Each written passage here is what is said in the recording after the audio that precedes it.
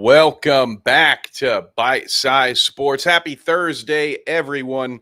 Kev and James here, as always, on a Thursday night. We've got a special guest to start things off. Nate is here with us. But first and foremost, let me say hello to my wonderful co-host, James. Happy. What is up, Kev?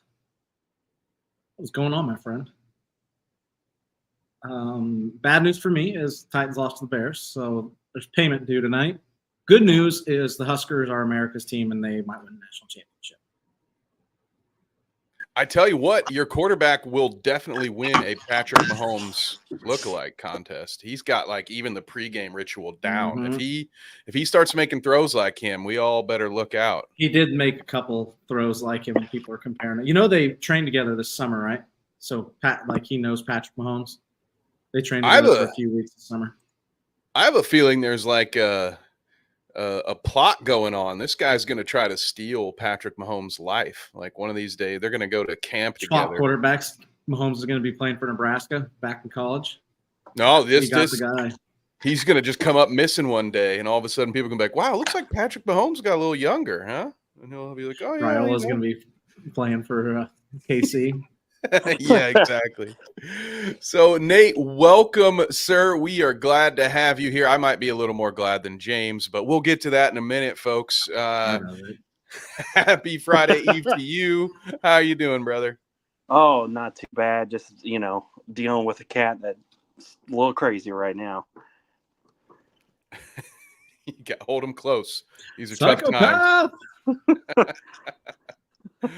All right. Well, before we dive into the week one matchup that we'll be highlighting while you two are here, I wanted to check in on Thursday night football. Of course, we always do that when it's in season. So, guys, I tuned out after the first quarter because I was getting ready for the show. I know that Tua, for the first time in 55 starts, threw 2 interceptions in that first quarter.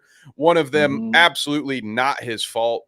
Hit the receiver right in the shoulder. Didn't turn to look at it. Bounced right off. Slightly behind him, but that's a ball that's got to be caught. And at the very least, can't careen off your shoulder pads and turn into a tip drill. More on the receiver than on Tua. But as a fantasy player, put this up here. Shout out to Trevor and the boys. As a fantasy player, I got A-Chain and Cook going tonight. So great first quarter for me. Cook just scored another touchdown for you. He's got 2. Ooh, go. Yeah, so what's the score at now, James? 17-7. Awesome. Right as we went live, the Bills scored again. Love that. Nate, you watching anybody fantasy-wise in tonight's matchup? Yeah, I've got in a couple leagues, I got Dalton Kincaid going. He started off good there in the first quarter. He had a bunch of catches. Yeah, and then he pretty much shit the bed last week. So, just need to make up there a little bit. But I think because of McCaffrey, I had to start Jeff Wilson Jr. in a league. So hopefully he does well. I mean, maybe they'll take A-Chain out of the game and let him rest. Get a little lucky there. Better cut that out right now. We don't want any of that, Nate. No, maybe he'll get a garbage time touchdown, but it doesn't look good for the Dolphins, who coming into the game, the narrative was they were finally going to beat Big Brother, that the Bills have been bullying this division for some time now. And this was the year. It's the Dolphins' year. If they go out there, get off to a hot start, maybe they can exercise those demons. And wouldn't you know it? No, they turn the ball over in their first drive, give Josh Allen the ball at the 40-yard line. And just like that, they are down at home. So, James, what are your thoughts? They were also down 17-7 last week, so let's not forget that. Good call. Yeah. ETN with the Bills are a little better. I think the Bills are a little better than Jags. However, they were down 17-7 last week. Yeah, so they do have it in them to make that comeback. Yeah. As A-Chan just rips off 17. Let's go. This day's coming up all Kev, man. I tell you what, I'm loving the fantasy matchup for me. Yeah, I know the Dolphins can score points in bunches. I think last week was more about Jacksonville being the Jags than anything else. They are definitely the Jaguars. They are who we thought they were. That's a great little primer for the end of the show when James and I will revisit our around the AFC South. But now is probably the time where I just sit back and listen for a bit, huh, boys? We had the Titans and the Bears in week 1, a wonderful occurrence when bite-sized sports hosts get to go at each other, and it's so rare that it happened in week 1 and not a division rivalry. So before we discuss this, Nate, let's get this bet out of the way. I'm a man of my word, man of the people. I lost a shoey bet. For anybody that doesn't know what a shoey bet is, I have to take this beer. Got a nice Hefeweizen today, a little Hefeweizen. From Indianapolis, mind you.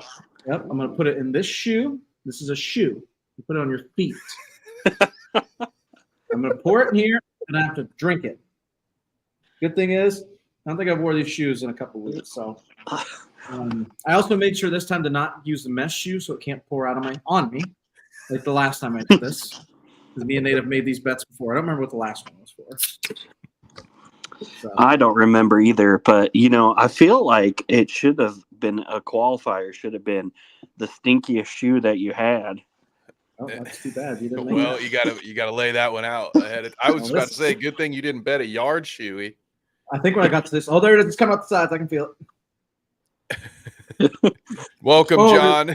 It's over. It's all over me. John doing his best Julius Caesar impression in the chat. It's spilled.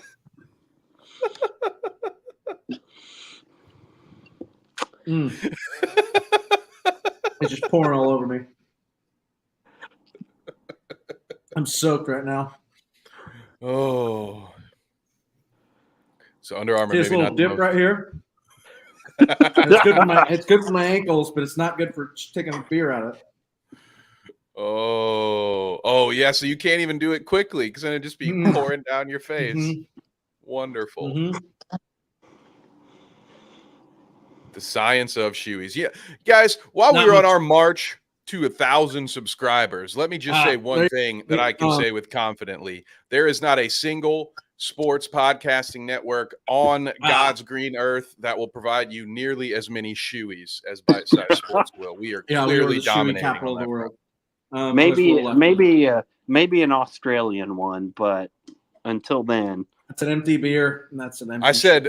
I said God's green earth, not hell and or Middle Earth, Nate. That didn't count. I'm going to take a mild pause and go grab a towel and change my shorts because I'm soaked right now. Give me 1 second. I'll be back. Sounds good, James.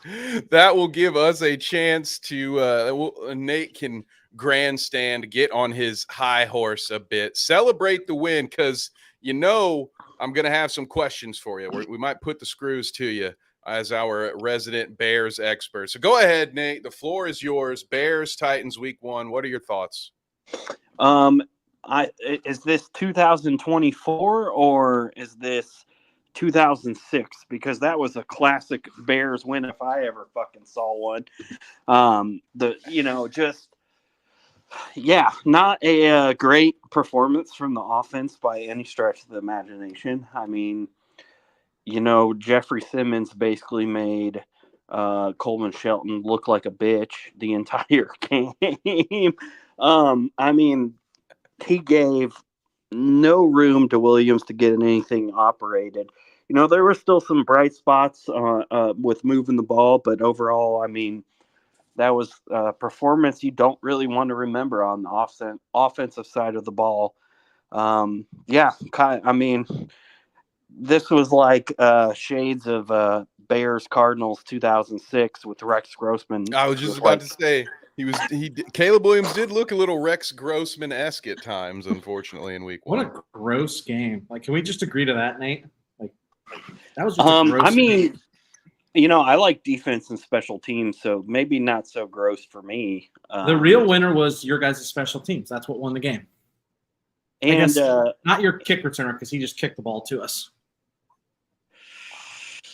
Yeah, I mean that he should never be back after what DeAndre Carter did. Velus Jones would never return a kickoff or a punt ever again. The offenses looked like junk. The Titans can't block on special teams. Levis threw quite possibly the most horrific pick six in the history of mankind. Did you hear Belichick's comments on it on the Manning Cast on Monday? It was really good.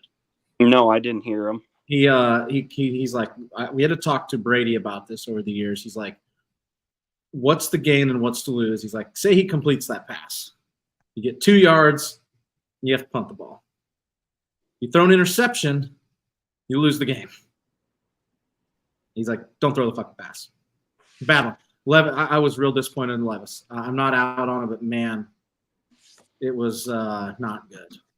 See, this is why people should cut mayo out of their diets, because you have performance. Get out of here. Go get it. You got performances like this, but no. Kev, James Cook just scored again. 50-yard touchdown. Who did? James Cook. Damn. Third touchdown. But no, some of the issues with Will Levis coming out of college were, things with his accuracy and decision making. And his ugly ass decision making really came back to bite the Titans in the second half. I didn't like the Titans play calling wasn't good. The Bears made some good halftime adjustments. They changed their front up and Tennessee fell apart. They were destroying it in the first half. Pollard was gashing them in the first half. They changed it at halftime and fucked the Titans all up.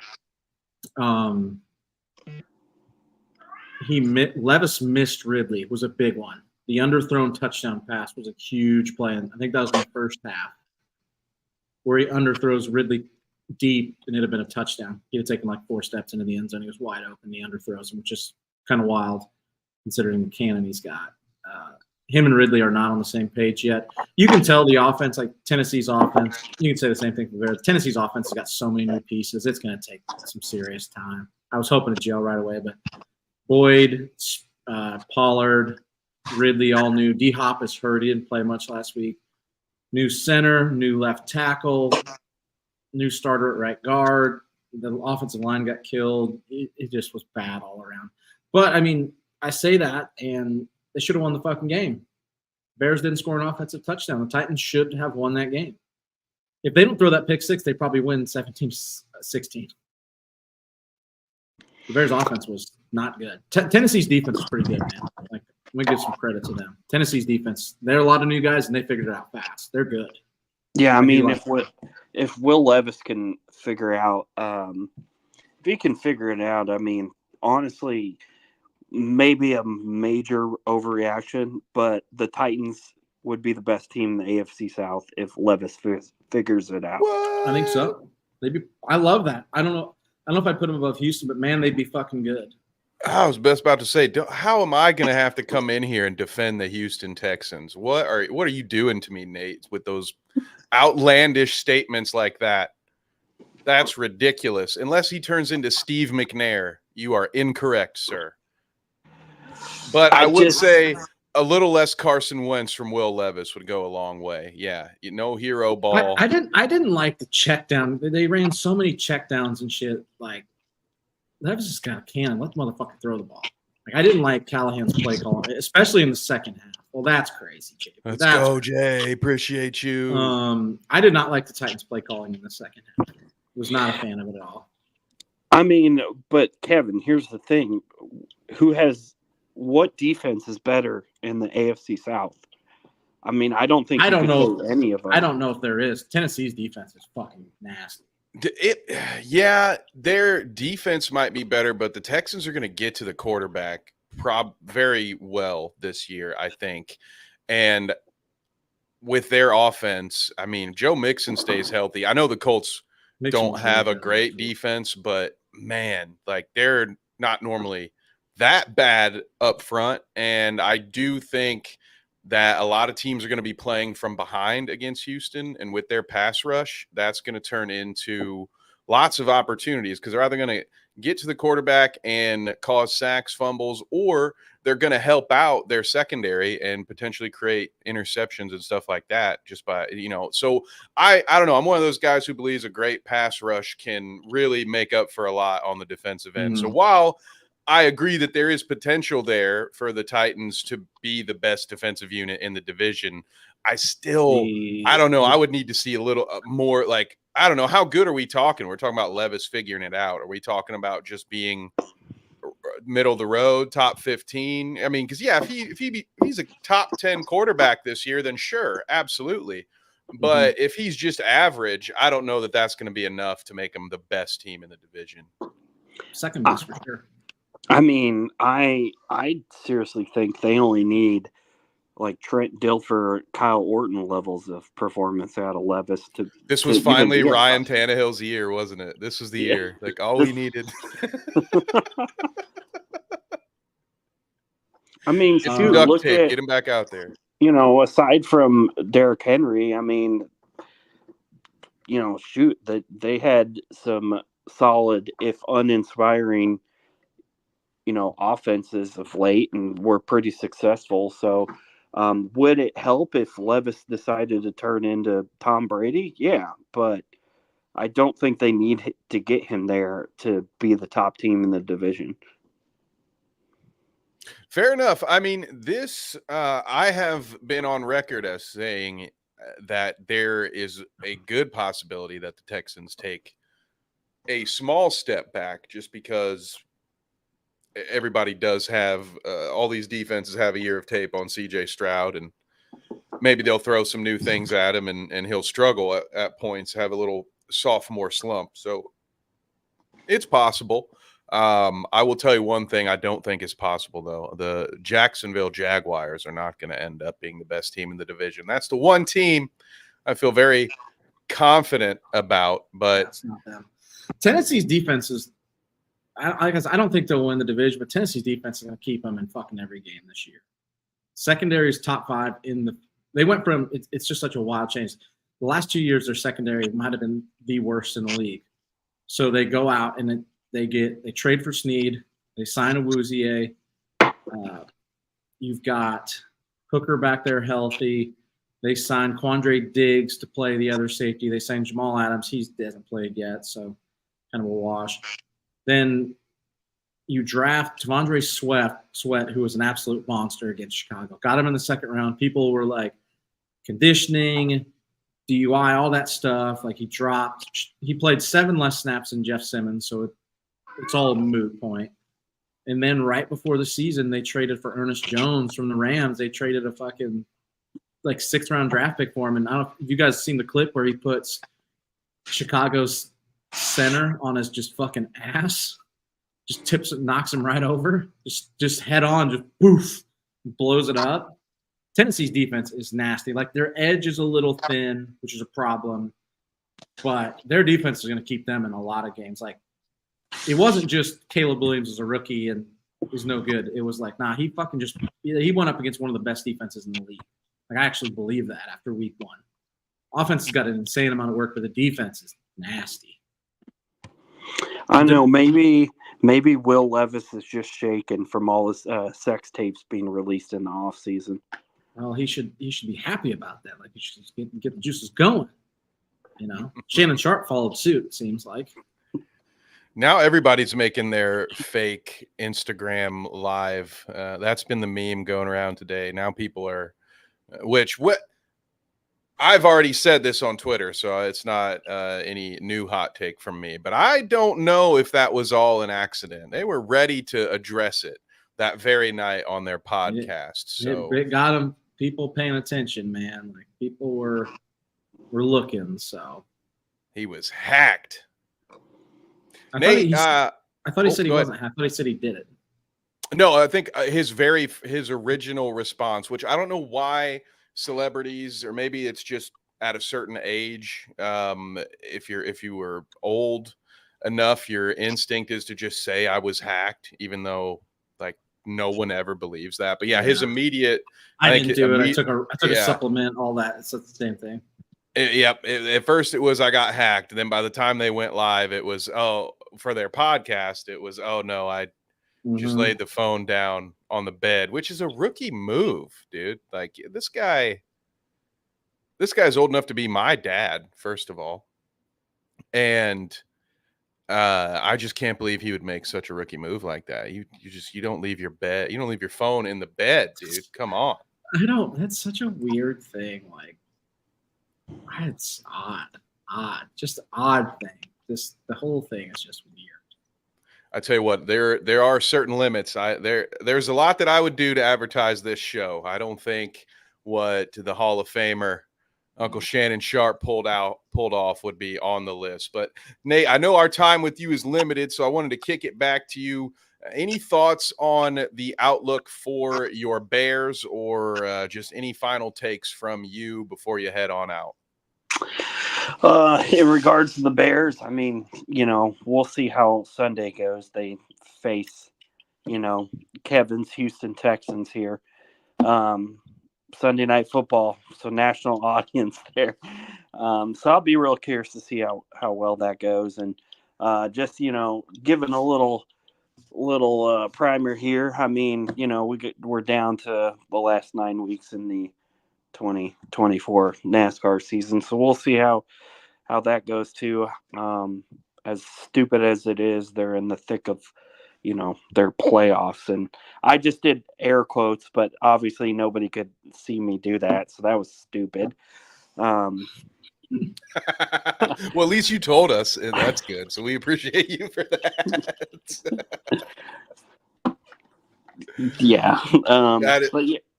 But yeah, so we got, a lot of stuff going on, and obviously now we're getting into the swing of football. I mean, also a pretty big game for the Hoosiers this weekend. I mean, I'm not saying UCLA is great, but, it'll be the first real test on the road this year in the Rose Bowl. First one, yeah.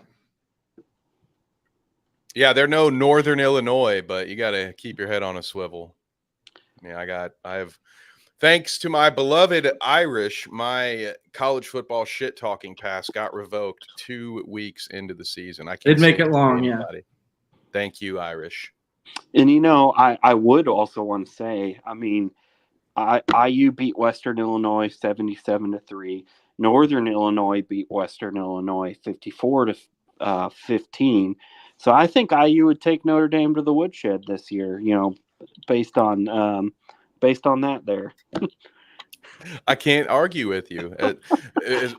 I just hope that Notre Dame finally realizes that fifth-year transfer portal quarterbacks out of the ACC B tier is not the way to go. Yeah.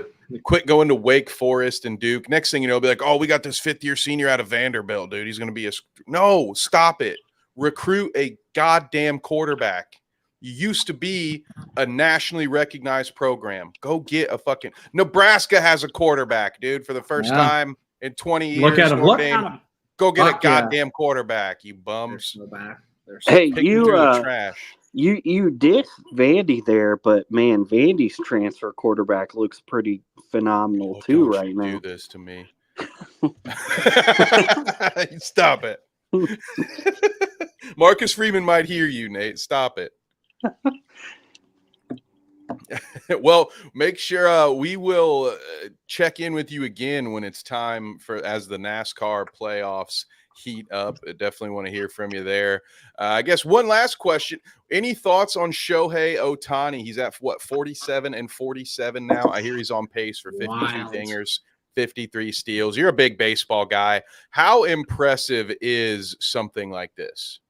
I mean, honestly, I can't necessarily speak to impressive, but this is very unprecedented, excuse me. Nobody's ever had a 50-50 season ever.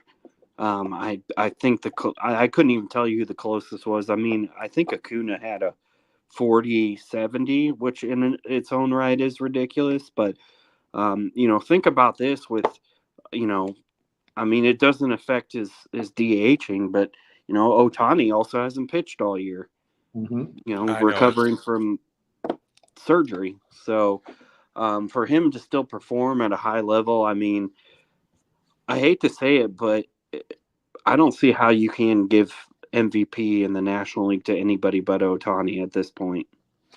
I would agree. I don't even know anything about baseball. I just know how crazy the stats are.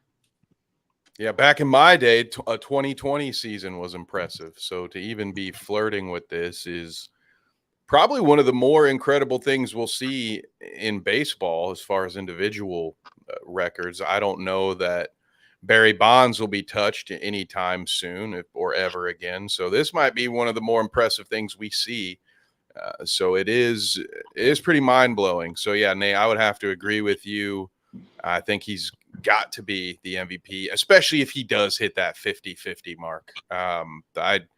Maybe I'm incorrect here, but when you do something that unprecedented, if it's close, to me, tie goes to the guy who's done something that's never been done in over 100 years of a sport being around. So that would be my thoughts on that. Well, Nate, we appreciate you for coming to hang out with us. Any final thoughts for the folks at home, or if not, where can they find you? You can find me on Twitter, not eating cats or sharing my sex tape. You can also find me on Instagram as well, and just slinging takes and sharing pictures, I guess. So, but aside from that, at least two of the three of us panelists this weekend will get a nice win, and I'll leave that up for interpretation. Yeah. Thanks a lot. We appreciate that, Nate. Hopefully nothing happens to you on your way out. No, I'm just kidding, brother. Thanks as always for coming by, and look forward to having you next time you come visit us on the show.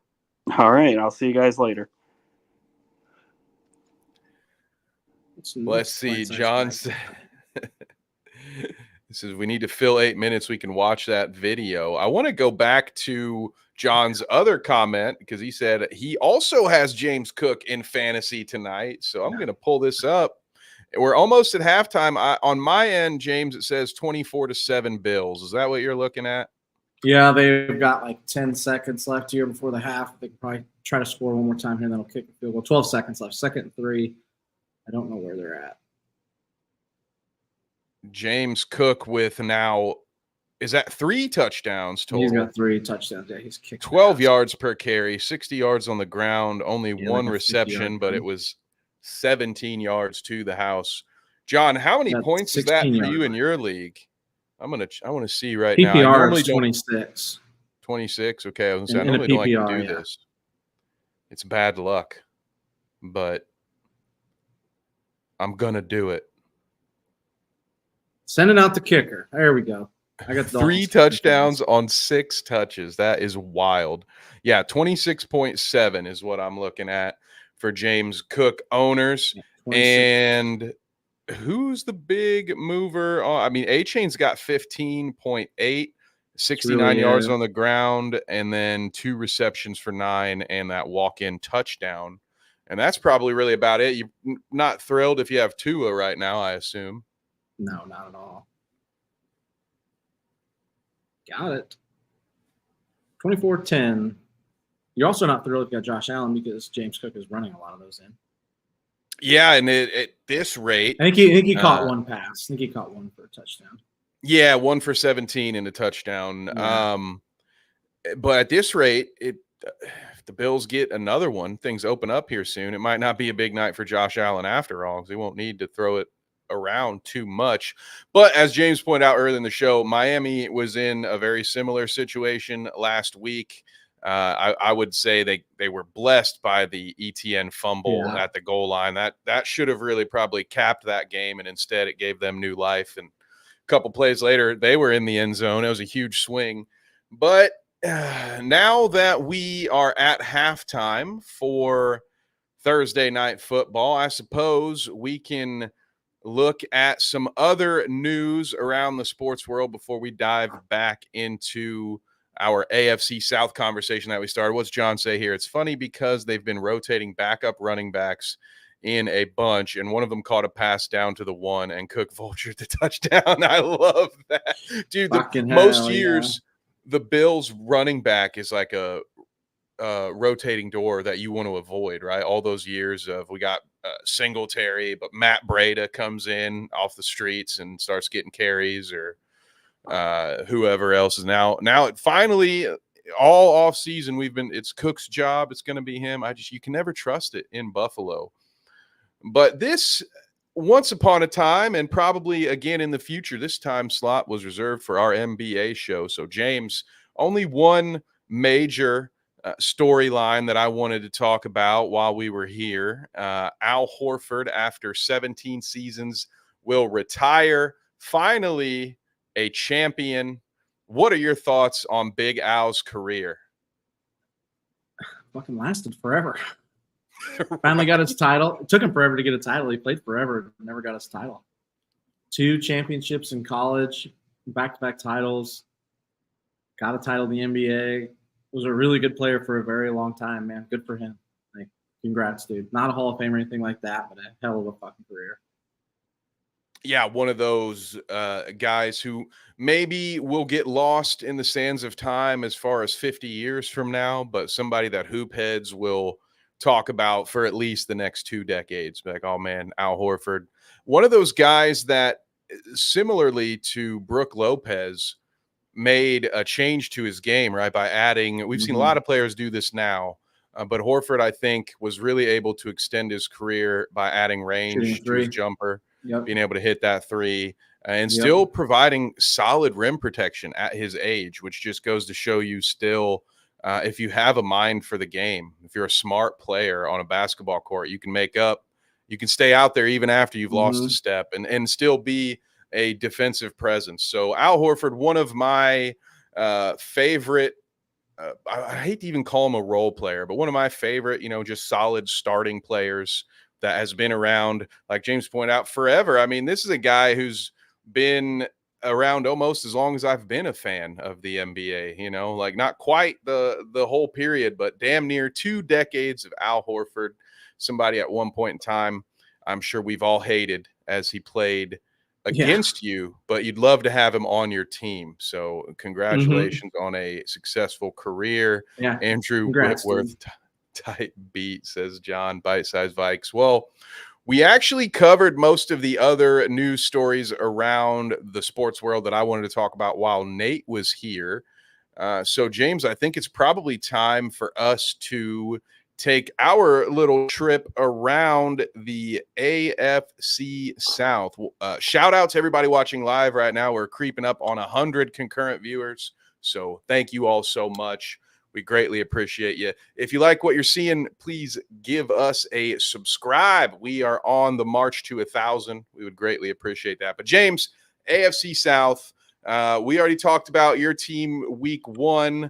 We'll talk about mine very briefly. The Colts lost to the Texans, an outcome I think everyone expected. For me personally, a good outcome. I knew the Texans would score points on a just okay at best Colts defense. I wanted to see the Colts offense, and if it could score points. I got to pound the desk twice as Alec Pierce. We've been saying it all summer.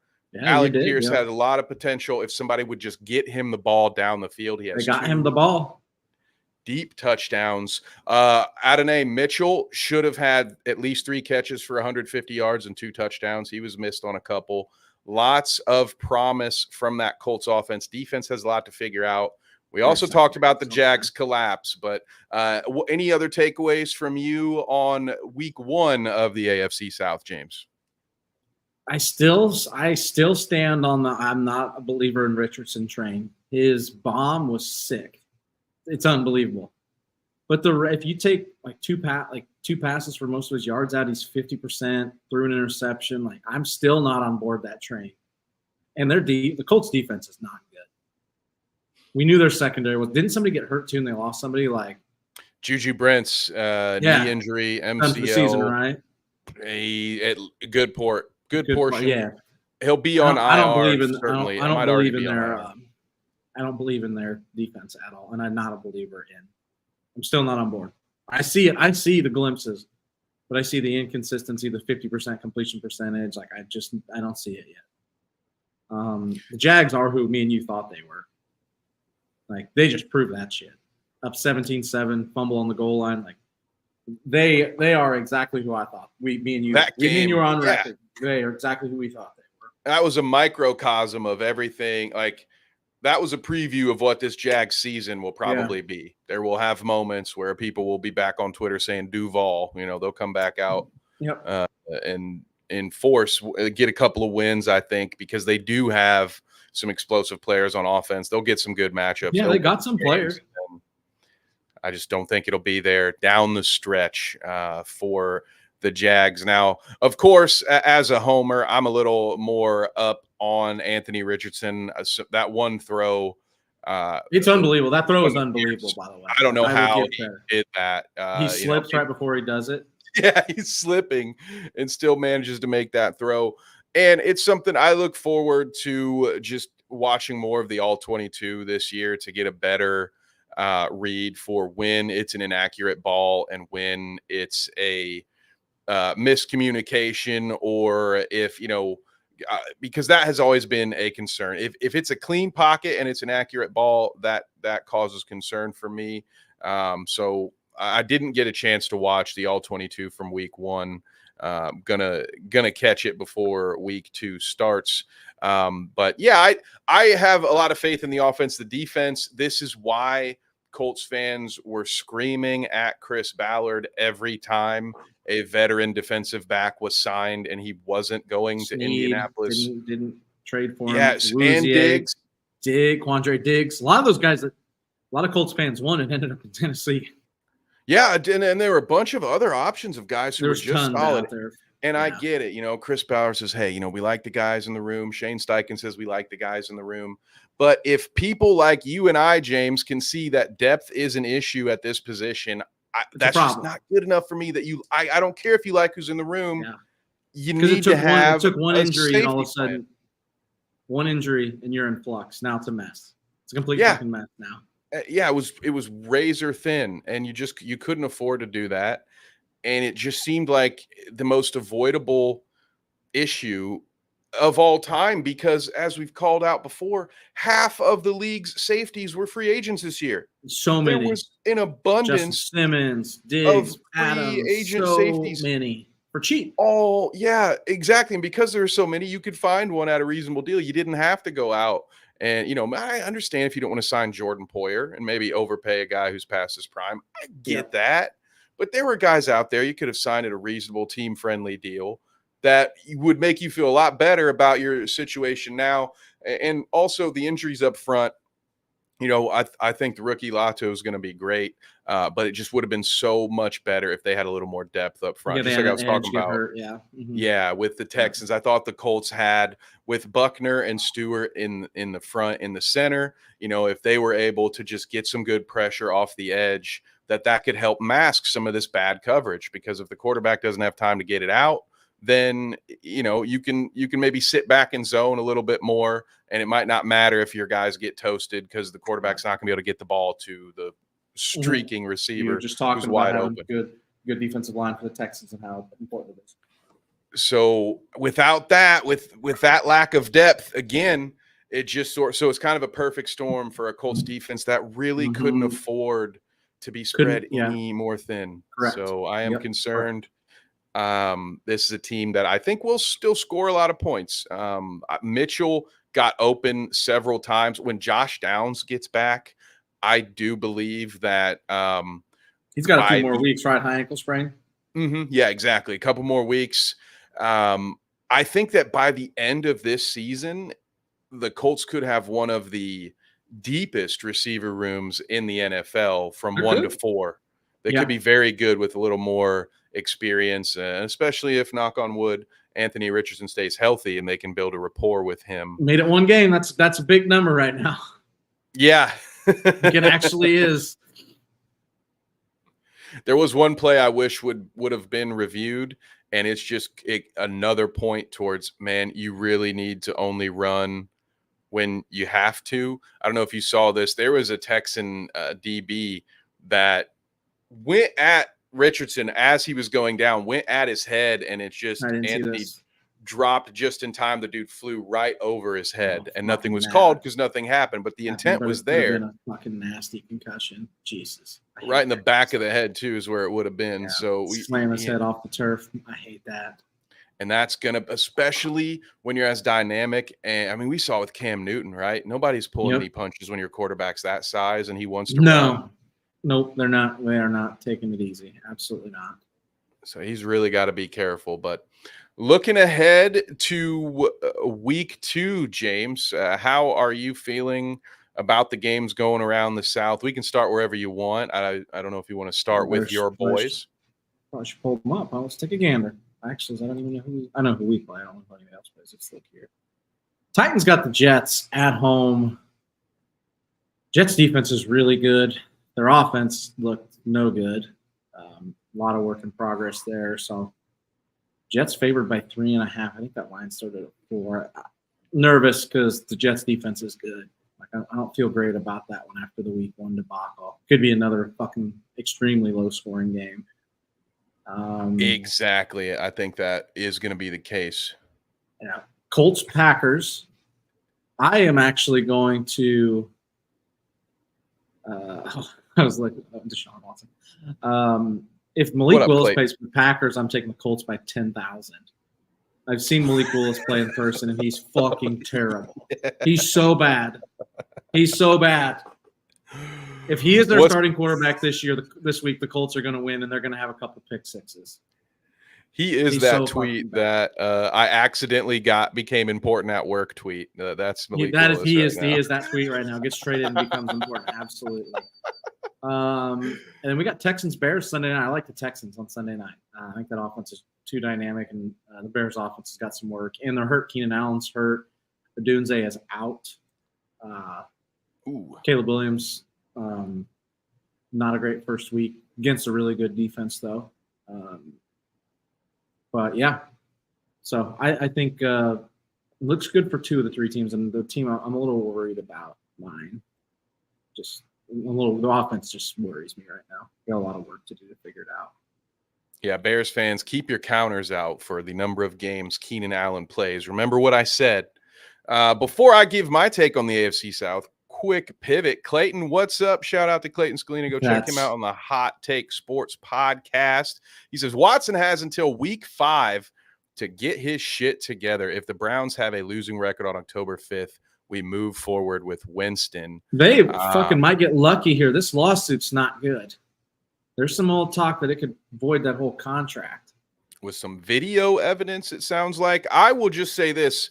With the football side of things, I couldn't agree more, Clayton. I don't even know. Week 5 is probably the pragmatic approach. You know, I'm normally someone always preaching, don't overreact week 1. You know, my brother likes to hit me up for advice on fantasy trades, and I'm always very skeptical of any sort of week 1 trade unless you're selling on somebody who had a massive game. Like if you're out here shopping James Cook Monday morning, for sure, I get it, right? He's got 3 touchdowns. Maybe you're thinking you're gonna capitalize off of that. But early on, I'm not big on overreacting, especially now that the preseason is shorter and starters get even fewer reps before. But when it comes to Deshaun Watson, I feel like we've seen all we need to see. I am looking at Carson Wentz in a Brown uniform. That's what I'm looking at. They're not, with the amount of money they've got committed to him, they're not going to pull it away. I don't see it happening. I really don't. Yeah, it's kind of surprising, Clayton. Yeah, he's blown away. He's not on the exempt list currently. Yeah, I think it is time. It's unfortunate. And I think we've probably all seen this tweet go around this week. Baker Mayfield ending up better than Deshaun Watson is just the Browns' luck, isn't it? Yep. But I know there were fans at the time that would have rather gone back to Baker at his price for 1 more year than paid what they paid to get Deshaun. And it's incredible. Again, just sticking to what's happened on the field. Have we ever seen a quarterback get that bad that quickly? No, I don't. Go from putting the Texans on his back for a couple of years, being the only good player, a year to just he's fucking terrible, man. To being worse. He's than not just 40-year-old Joe Flacco. He's so bad. Like, it's embarrassing how bad he is. That dude who's playing for the USA flag football team, I think that quarterback might have better odds at this point. So no, sorry for Clayton and the Browns fans. I'm sorry that you guys have to endure that. You deserve better, especially when you have overall, like, you think, talk about a team that really is just a quarterback away, especially if you take in account that freak of nature, Nick Chubb, is probably coming back. And if it were anybody else, I would say no chance this guy could be good. He's on his third knee or whatever the hell. But saw him squatting this summer, fucking 500 pounds. That shit's crazy. Yeah, so it's him. At this point, it's like Adrian Peterson. That's my equivalent for Nick Chubb. Like, he could get hit by a Mack truck tomorrow, and I'd still expect him to run for 100 yards the next day. Until he retires or starts to show that decline, I still think he's got some gas left in the tank. So I feel bad for the Browns fans. Kicking it back to our AFC South outlook. I agree with you. I'm going to start with my boys because I think it's the easiest one with the Packers. Unfortunately, Jordan Love being out. An incredibly fortunate break, though, James, when you look at how bad that injury looked on the field. The fact that it's just a sprain and that Jordan Love could be playing in a month is pretty miraculous. That slow-mo looks like he popped something. It's disgusting. So all things considered, the Packers are as lucky as they can be. A horrible break for them. I would have loved to have seen this duel between Jordan Love and see what Anthony Richardson can do out there. But as it stands, I think this will be a good game. The Colts have to go out and win this game. Like, they have to look good. The defense has to play well. They're playing against what James and I believe is a very bad quarterback in Malik Willis. James has maybe a little more firsthand insight, but just atrocious. And I wanted to draft him. God, he's bad. Not a bad person, just bad quarterback. He made those preseason plays. That might still be on the channel. One of the short that I made after his big preseason game against the Ravens, I think. And I was like, oh, this guy's the truth. Look at him. Almost 200 concurrent, by the way. Shout out, folks at home. We love you. We appreciate it. Bears, Texans next for me. Sunday Night Football. Give me the Texans for all the reasons James already mentioned. I think, first of all, while I don't disagree about the strength of the Titans defense, I'm going to need to see Caleb Williams actually have a good game in the NFL before I believe that's what we can expect from him. I know there's been a lot of hype. You guys can check the tape. I have not been as sold on that hype. I don't know that the players around Caleb Williams are going to be good enough for him to do much of anything. Keenan Allen stays hurt. DJ Moore, I think, is an elite number 2 receiver, but I don't know that he is a true number 1 receiver. It's my old Chris Bosh theory. When you're playing for the Carolina Panthers, James, somebody has to be the number 1 receiver. And in that case, it was DJ Moore, and he was very good on a very bad team. I think he's more of a Devontae Smith, an elite wide receiver too, right there. So, and then at running back, Swift, how many games will he play? How will he do? So this week, give me the Texans. I think the Bears offense continues to struggle, and the Titans could have won that game despite how poorly their offense played. Yeah. The Texans offense won't play that poorly. No, they will not. They will not do that. Titans, Jets. I agree with you. I think that's going to be a very how Jim Ross used to say, that game is going to be bowling shoe ugly, James. That game, like a 16-13 feel for me. I have zero faith in Aaron Rodgers. I wouldn't be surprised if Will Levis throws for more yards than Aaron Rodgers in that game. Interesting. I don't feel good about it right now. Yeah, again, I don't think many points will be scored by either offense, but I think Aaron Rodgers looked his age a little bit last week. And not as mobile post Achilles tear, that's for sure. Yeah, which, no shade to him on that. No surprise. Yeah, not surprising. That's not his and who am I forgetting? The lowly Jacksonville Jaguars. Why can't I even find them? They have a week 2 bye. Where are they at? The Browns. Dude, we just talked about the Browns. Jags, Browns. Oof. This one's tough. That's disgusting. Before week 1, I had Browns all day winning this game. Wouldn't even put a ton of thought into it. But now, Uh, oof. I think this is one of those games we talked about it, James. We talked about how the Jaguars season is going to play out. Week 2, this is going to be a Jags false hope game. They're going to beat They're a going to Brown win. team that is stuck. I with think so Watson. too. I actually agree with that. Yeah. I actually agree with that. I love the false hope. I agree. I think you're absolutely right. Like they're going to win and probably win big. And they're going to be like, "Oh, we're fine. We're fine." Yeah, a bunch of do-all bullshit. And we'll be proven right. By the end of the season, Mark it down. Right. We've been pretty good at we know our division well. At the very least, we've got a track record of seeing through the fog of war in the AFC South. So that has been around the AFC South, which I want to give a shout out to a podcast that every time I say the name of this segment, I can't help but think of it. So I feel like they deserve a shout out.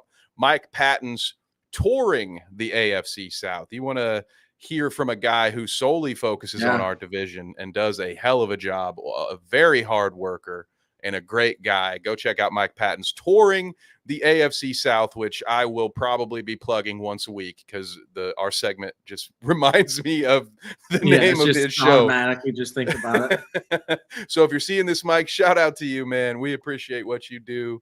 Guys, make sure you find him on Twitter as well. Get plugged in. James, I believe that runs through everything I had on the run of show today. Something I just ran across that I think is fun. Can we talk about how new Raiders head coach Antonio Pierce is now the worst in-game decision maker ever? Oh, yes, please.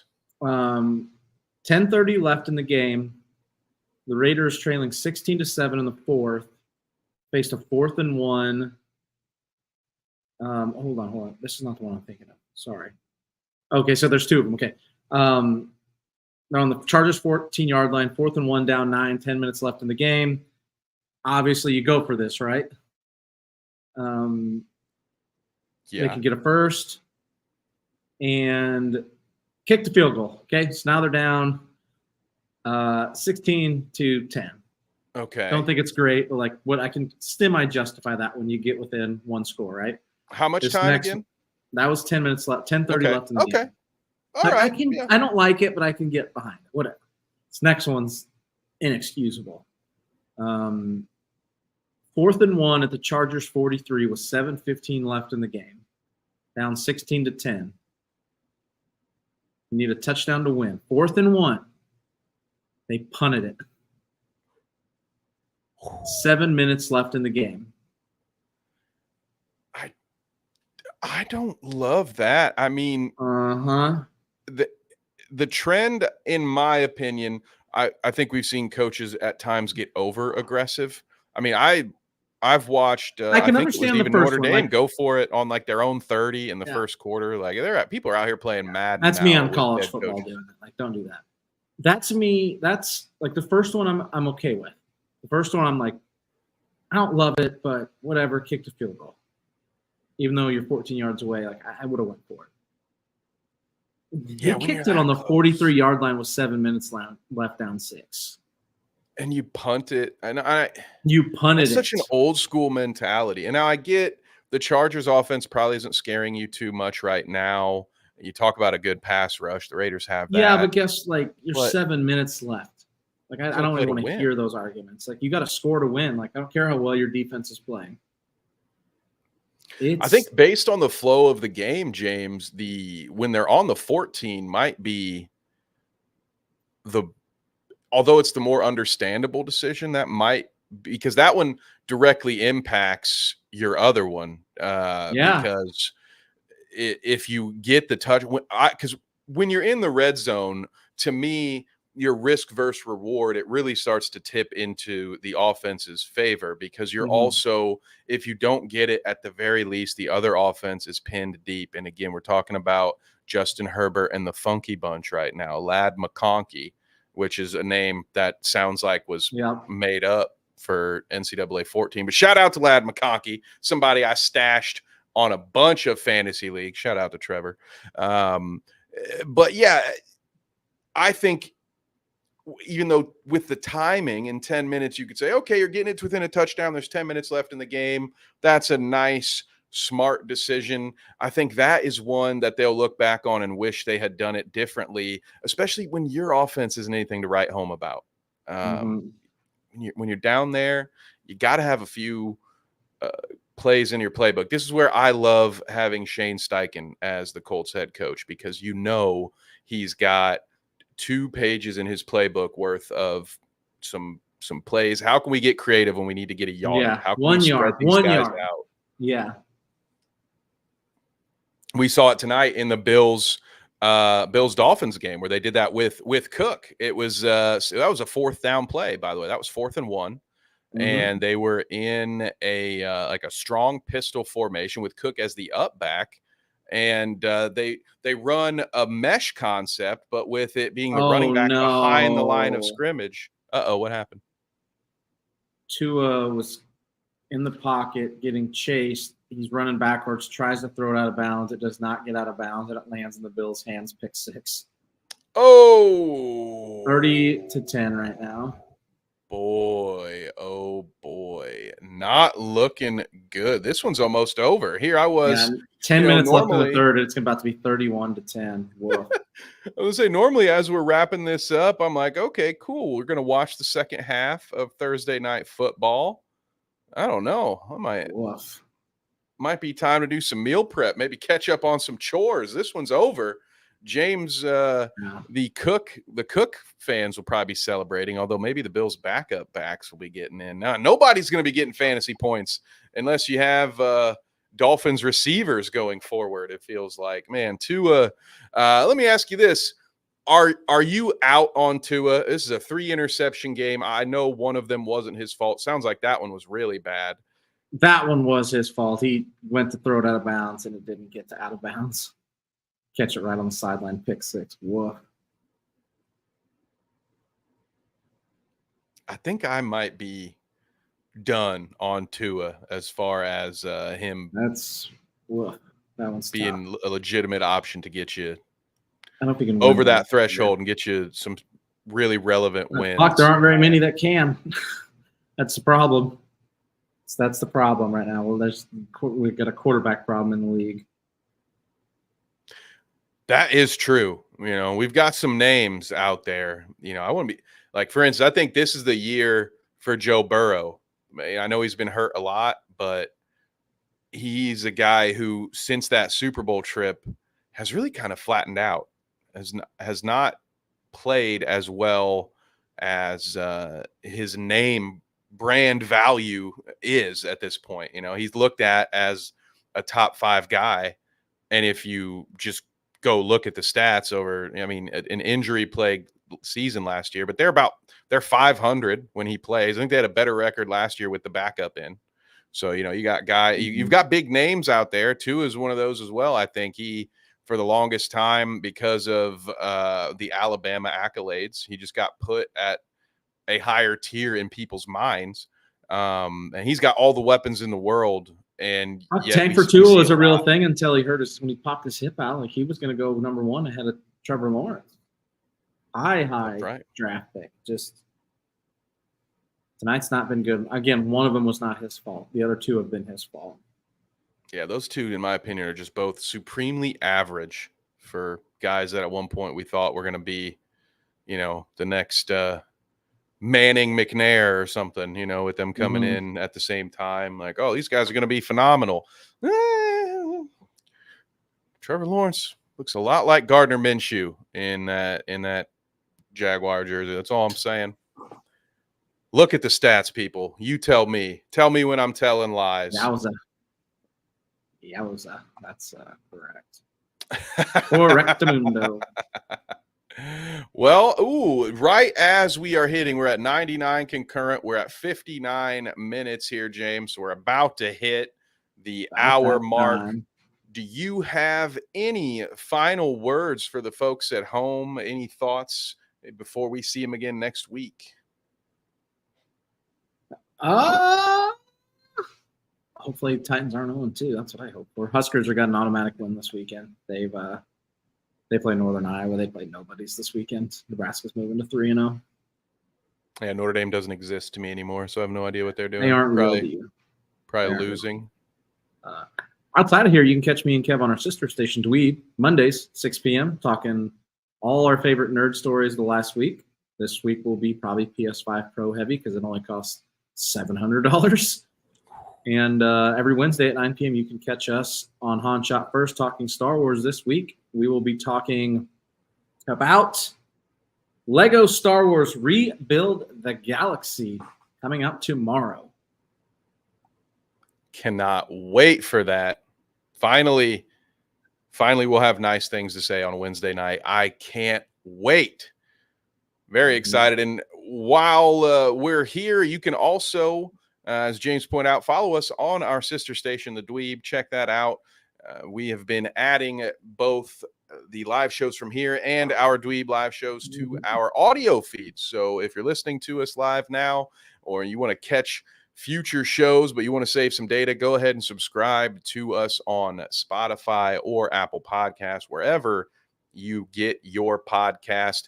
Gonna have some more content coming from you for you here on Bite Size Sports. We have another Bears fan in the mix who's going to be joining me for a special recording here soon. Maybe, hopefully, I can get Mike and Nate and have two Bears fans together for a special episode. We'll see how that goes. And a warm welcome to our newest co-host on Tuesday nights, Necessary Roughness. Ben Parker is going to be joining John.